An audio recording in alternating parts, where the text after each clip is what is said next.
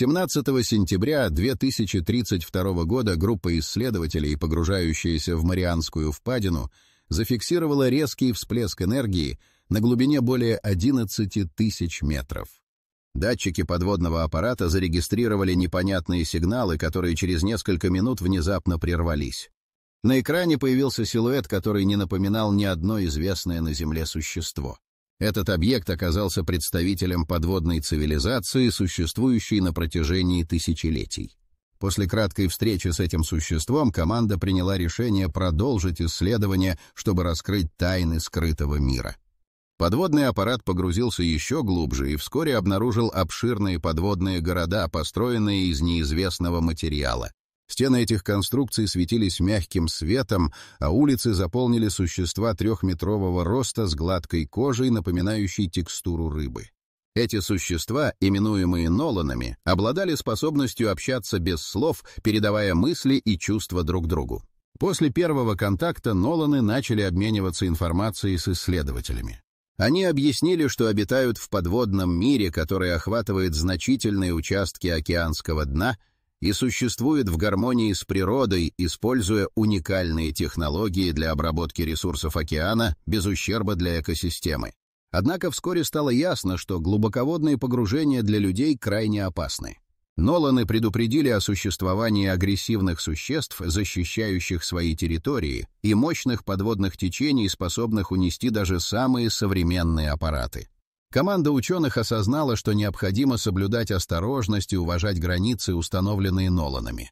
Ноланы начали следить за действиями людей и решили ограничить глубоководные исследования, считая человечество недостаточно готовым к взаимодействию с подводными мирами. Они призвали исследователей к сотрудничеству, предложив защитить океанические глубины от разрушения, вызванного человеческой деятельностью. Эти открытия изменили представление об океанском мире. Для человечества открылась возможность изучения нового, полного тайн и опасностей — пространства. Способности Ноланов к адаптации к подводной среде и их технологии открыли горизонты для будущих исследований, но также поставили перед человечеством важные вопросы о сосуществовании с обитателями глубин океана. Подводный аппарат продолжал погружение, уходя в темные бездны океана. Датчики регистрировали резкие изменения температуры и давления. Ноланы, находясь на связи, сообщили о приближении к своей территории. На экране начали проявляться очертания подводных городов, скрытых от человеческих глаз на протяжении тысячелетий. Города, построенные из сверкающего материала, светоотражали свет, создавая иллюзию звездного неба. Стены зданий были украшены фрагментами, напоминающими рисунки, рассказывающими о древней истории Ноланов. Из окон доносились мелодичные звуки, создавая атмосферу таинственности. Ноланы объяснили, что эти звуки служат важной частью их культуры и используются для передачи информации. Исследовательский аппарат медленно двигался по подводным улицам. Команда заметила множество Ноланов, занятых повседневной жизнью на подводных фермах, собирая ресурсы без вреда для экосистемы. Каждое их действие было слаженным, создавая атмосферу гармонии, отличающуюся от хаоса, часто наблюдаемого на поверхности. Внезапно один из членов команды заметил движение в стороне. На границе поля зрения появились несколько Ноланов, наблюдающих за исследователями. Их высокие стройные фигуры вызывали одновременно страх и восхищение. Ноланы начали приближаться, и командир группы решил установить контакт, включив переводчик. Он задал вопросы о жизни и культуре подводных существ.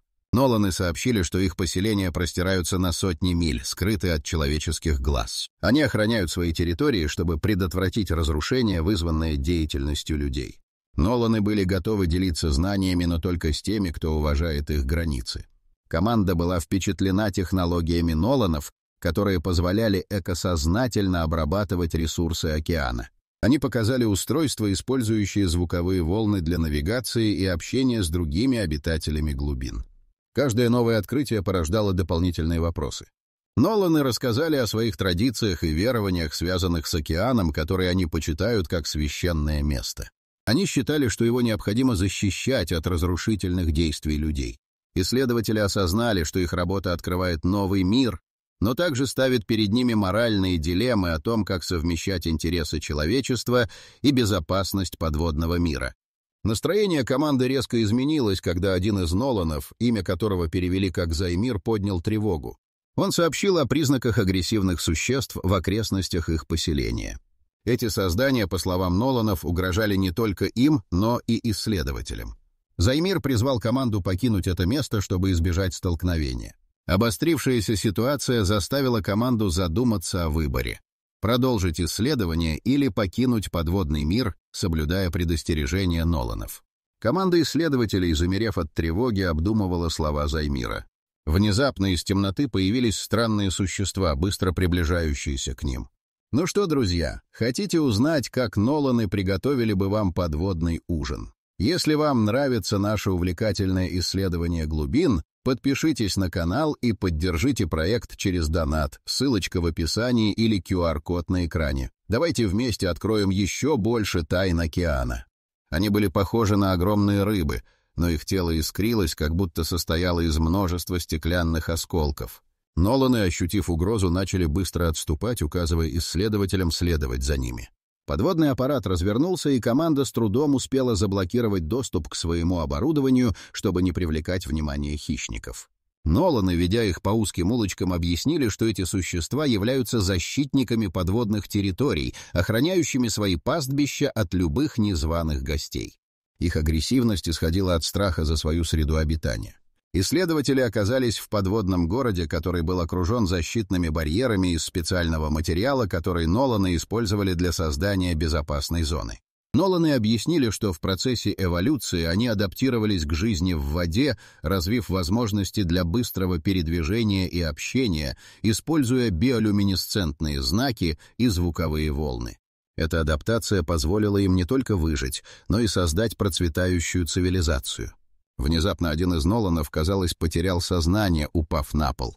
Команда исследователей, заметив это, поспешила к нему. Они увидели, что его тело покрылось темной слизью, и по лицу Нолана можно было прочитать страх. Займир объяснил, что это реакция на близость агрессивных существ. Ноланы обладают уникальной биологией, которая позволяет им чувствовать изменения в окружающей среде и реагировать на угрозы. Это было критически важно для их выживания в океанских глубинах. Ситуация накалялась. Исследователи начали понимать, что их присутствие ненадолго нарушило баланс подводного мира. Команда решила, что необходимо завершить исследование и покинуть эту область, чтобы не спровоцировать дальнейшие агрессии со стороны защиты Ноланов. Однако за ними следили не только Ноланы. Кругом раздавались необычные звуки, и вскоре стало ясно, что хищники тоже не отступают. Внезапно из-за угла выскочило одно из агрессивных существ. Его тело мерцало в темноте, создавая впечатление, что оно состоит из воды и света. Ноланы быстро стали формировать защитный круг вокруг исследователей, но страх и растерянность охватили команду. Каждая секунда могла стать решающей. Командир группы, понимая, что времени остается мало, активировал аварийный сигнал. Он знал, что необходимо вызвать помощь и как можно быстрее покинуть это место. Но сигнал не проходил. Ноланы, заметив это, обратились к команде с просьбой следовать за ними вглубь города, где находились защитные укрытия. Они начали быстро перемещаться по подводным улицам, но хищники не оставляли их в покое. Ситуация становилась все более напряженной. Исследователи чувствовали, что их время истекает, и они должны сделать решающий шаг, чтобы избежать конфликта и раскрыть тайны подводного мира. Ноланы вели их к священному месту. Источнику, который мог помочь уговорить агрессивных существ отступить. Команда была готова рискнуть всем ради понимания и защиты этого уникального мира, но в то же время осознавала, что каждая секунда на счету. Ноланы вели команду через лабиринт подводных улиц, обрамленных светящимися стенами. Каждый шаг приближал их к священному источнику, но звуки агрессивных существ становились все громче. Ноланы, движимые инстинктом самосохранения, увеличивали скорость, стараясь не терять ни секунды. Внезапно они добрались до огромного зала, где находились устройства, поразившие исследователей. Ноланы продемонстрировали свои невероятные технологии, которые сочетали биологические и механические элементы. Огромные структуры, состоящие из прозрачного материала, излучали свет и вибрации, создавая волны, которые могли быть использованы для навигации и коммуникации в темноте океана. Эти устройства были ключевыми для охраны подводных поселений. Команда, завороженная увиденным, не могла поверить своим глазам. Ноланы объяснили, что эти технологии позволяют им не только передавать информацию, но и определять угрозы на больших расстояниях. Они использовали симбиоз с морскими существами, например, с дельфинами, которые помогали им обнаруживать потенциальные опасности.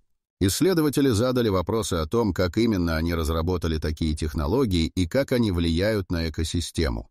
Ноланы сообщили, что их технологии основаны на глубоких знаниях о природе и ее механизмах. Ситуация накаливалась, когда хищные создания начали приближаться к входу в зал. Ноланы активировали защитные механизмы, которые создали вокруг команды защитный барьер из звуковых волн. Эти волны создавали нечто вроде стен, которые предотвращали нападение хищников. Однако это было временное решение. Ноланы знали, что если они не смогут успокоить хищников, то барьер не продержится долго. Займир, один из Ноланов, предложил использовать источник, чтобы вызвать спокойствие у хищных существ. Он объяснил, что источник излучает гармоничные звуковые волны, которые могут воздействовать на психику агрессивных существ. Чтобы активировать источник, Ноланы начали формировать круг и сосредоточились на своих мыслях, направив их к источнику. В это время исследователи начали осознавать, что их присутствие в подводном мире могло стать не только источником конфликта, но и возможностью для объединения знаний. Они решили помочь Ноланам, пытаясь понять, как их технологии могут быть использованы для защиты океанической экосистемы. Вместе они начали направлять свои усилия на активацию источника, создавая мощные звуковые волны. Звуки заполнили зал, и вскоре они начали резонировать в глубинах океана. Хищные существа, сначала проявлявшие агрессию, начали успокаиваться, заинтересовавшись мелодией. Ноланы, увидев это, продолжали усиливать звук, в то время как исследователи поддерживали их усилия, добавляя собственные частоты, которые могли быть понятны существам. Ситуация приняла неожиданный поворот. Хищники начали отступать, их поведение изменилось. Команда поняла, что совместные усилия могут привести к пониманию между двумя мирами. Однако с каждой минутой они ощущали, что время на исходе. Нужно было завершить процесс, пока не стало слишком поздно. Ноланы и исследователи работали в унисон, создавая гармонию, которая могла изменить всю динамику отношений между людьми и подводными существами. На фоне этой борьбы за мир, осознание об ответственности за океанские глубины становилось все более очевидным. С каждым звуком, с каждой волной они приближались к новому пониманию, которое могло стать началом нового времени для обоих миров, но угроза все еще витала в воздухе. Звуки гармонии постепенно утихли, и хищные существа начали отступать. Ноланы и исследователи обменялись взглядами, полными надежды. Однако это было лишь временное спокойствие. Займир, заметив настороженность команды, обратился к ним с серьезным лицом. Он объяснил, что даже если им удалось успокоить хищников сейчас, это не означает, что они в безопасности. Существуют гораздо более серьезные угрозы, скрытые в глубинах океана, которые могут навредить как Ноланам, так и людям. В этот момент они оказались на пороге нового осознания. Займир продолжил. Глубоководные погружения не просто опасны из-за хищников. Мы, Ноланы, знаем, что человеческая деятельность в океане может вызвать катастрофические последствия. Ваши технологии и методы исследования не учитывают тонкости нашего мира. Исследователи переглянулись, осознав, что их действия могут иметь далеко идущие последствия. Ноланы рассказали, что в последние десятилетия уровень загрязнения океана возрос, и это привело к нарушению экосистемы. Они объяснили, как использование тяжелого оборудования для глубоководных исследований повреждает fragile habitats и уничтожает уникальные виды флоры и фауны. Ноланы продемонстрировали карты, на которых были отмечены места, где экосистема была разрушена, и области, где находились их поселения. С каждым новым фактом команда все больше осознавала, что их исследования не должны быть самоцелью. Ноланы предупредили, что если люди продолжат действовать без уважения к их миру, это приведет к конфликту, который обернется катастрофой для обеих сторон. Займир добавил, что им известны случаи, когда люди пытались исследовать глубины океана, и их действия вызывали гнев подводных существ, что приводило к трагическим последствиям. Команда решила, что им необходимо научиться у Ноланов, чтобы понять, как можно совместить интересы обеих сторон. Они предложили Ноланам создать альянс, который бы смог охранять подводные территории и совместно исследовать океан. Однако Ноланы были осторожны. «Не все люди готовы следовать этим принципам», — сказал Займир. Некоторые из вас видят океан как ресурс, который нужно эксплуатировать. Исследователи понимали, что их предложение было рискованным. Они начали обсуждать, какие шаги нужно предпринять, чтобы заручиться доверием Ноланов. Команда решила, что им нужно продемонстрировать уважение к подводному миру, прежде чем Ноланы согласятся на сотрудничество. Они предложили организовать совместную экспедицию, чтобы изучить заповедные места Ноланов и разработать экологически чистые методы исследования. Тем временем хищные существа начали проявлять активность снова, и команда поняла, что время на исходе. Ноланы быстро разработали план, чтобы обеспечить безопасный проход через подводные города и вернуться к своему кораблю. Риск оставался, но у исследователей возникло новое стремление. Теперь они не просто искали знания, они стали защитниками океанического мира. На фоне нарастающего напряжения и угрозы исследователи осознали, что их следующая встреча с Ноланами может определить будущее взаимоотношений между двумя мирами. С каждым новым шагом они приближались к решению, которое могло изменить не только их судьбу, но и судьбу океанских глубин. Внезапно, когда команда и Ноланы готовились к возвращению, звук, напоминающий гулкий рев, раздался из темных глубин. Это было предвестником новой угрозы. Ноланы замерли, их лица стали серьезными. Займир, прервав молчание, произнес: «Это признак приближения акул-стражей. Они защищают свои территории от любого, кто нарушает их покой. Нам нужно действовать быстро». На мгновение исследователи остолбенели, не желая верить, что в этом подводном мире существуют такие существа. Но вскоре из глубины показалась массивная тень, и к ним стремительно двигалась огромная акула с ярко выраженными биолюминесцентными отметками. Она была необычайно велика, и ее тело искрилось, как будто состояло из стеклянных осколков. Ноланы начали отступать, создавая защитный круг вокруг исследователей.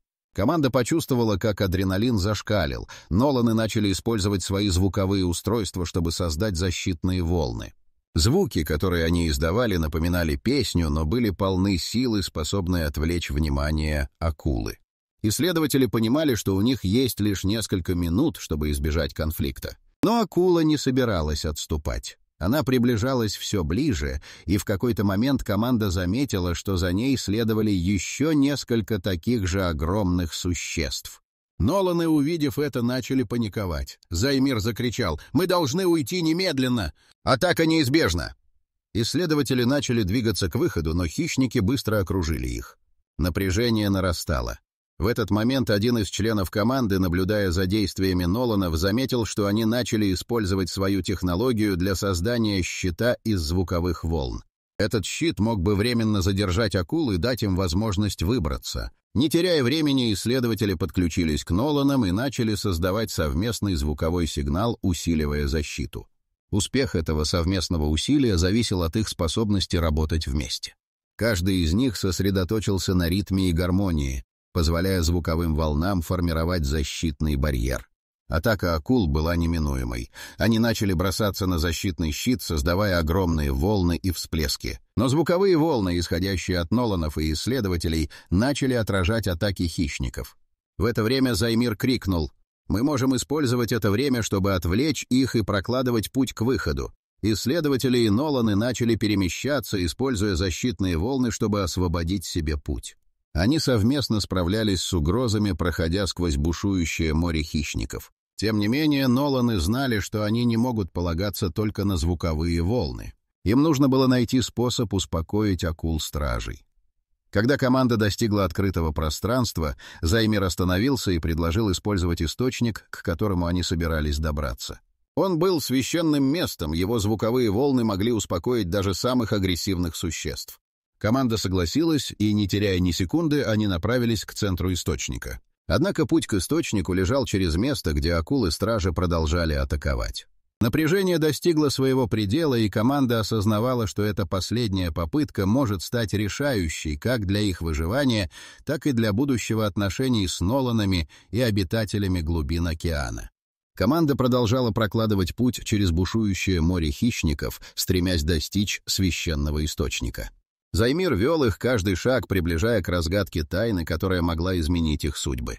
Сердца исследователей забились быстрее, когда они пересекли границу, разделяющую мир людей и мир Ноланов. В центре источника свет из глубины океана постепенно заполнил пространство мягким сиянием. Это место, полное древней силы, стало ключом к их спасению. Ноланы начали образовывать круг, сосредоточив все свои силы на источнике. Займир закрыл глаза и произнес древние слова, а исследователи присоединились к нему, усиливая звуковые волны.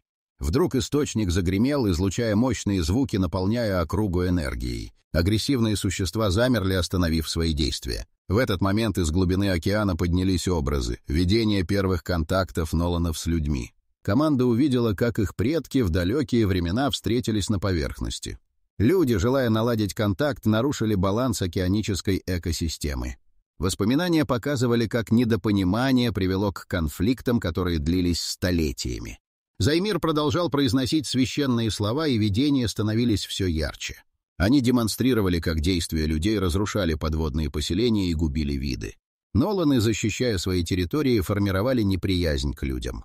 В этом хаосе скрывалась настоящая причина запрета на глубоководные погружения. Исследователи поняли, что эти воспоминания открыли им глаза на истинные последствия их действий. Они не просто исследуют океан, они часть его истории, и их действия могут либо помочь, либо разрушить. Этот момент стал кульминацией их приключения, когда они осознали возможность изменить будущее.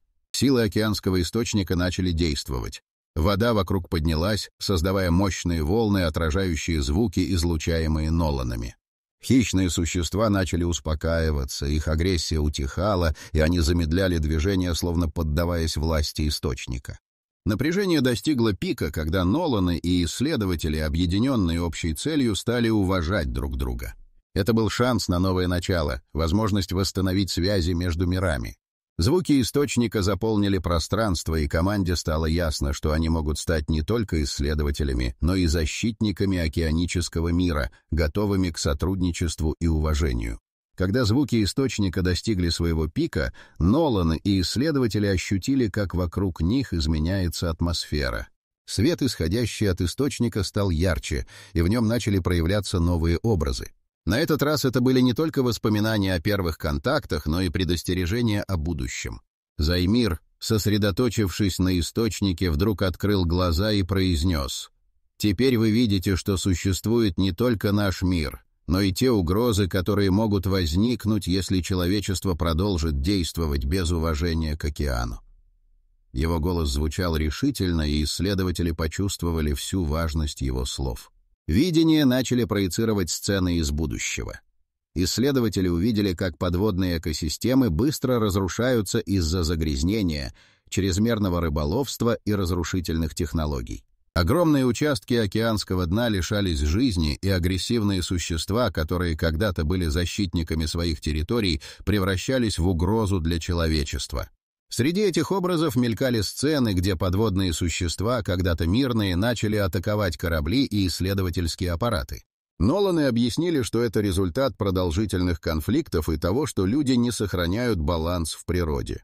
«Если вы не измените свои действия», — предостерегал Займир, — «подводный мир станет вашим врагом». Исследователи пораженно смотрели на эти видения, осознавая, что их работа может иметь катастрофические последствия. Они теперь понимали, что их интересы не могут игнорировать влияние на подводные экосистемы. «Как мы можем предотвратить это?» — спросил один из ученых, полон решимости изменить ситуацию. Займир ответил: «Вы должны стать защитниками. Объедините усилия с нами, и мы сможем создать план, который позволит вам исследовать мир океана, не нанося вреда. Мы можем обучить вас технологиям, которые помогут вам работать в гармонии, а не против природы». В это время мощные волны источника продолжали подниматься, отражая эмоции и чувства, которые переживали обе стороны. Исследователи, осознав, что у них есть возможность изменить ход событий, начали обсуждать, как реализовать этот план. Каждый из них понимал, что теперь они несут ответственность за сохранение океана и его обитателей. Вдруг раздался громкий звук, и комната затремтела. Хищные существа, почувствовав новую угрозу, снова приступили к атаке. Ноланы и исследователи, не желая отступать, объединили свои силы, чтобы создать защитный барьер из звуковых волн и света. Они знали, что их единство — это единственный способ выстоять против надвигающейся угрозы. Ситуация накалялась, и напряжение достигло предела. Каждый из них осознавал, что только вместе они могут не только выжить, но и изменить будущее. Напряжение и страх перемешивались с надеждой. Кульминационный момент их приключения был на пороге, и предстояло сделать решающий шаг, чтобы сохранить мир как для людей, так и для Ноланов. Ситуация достигла критической точки. Хищные существа, окружающие источник, начали проявлять агрессию, но Ноланы и исследователи, объединив усилия, создали мощный защитный барьер из звуковых волн.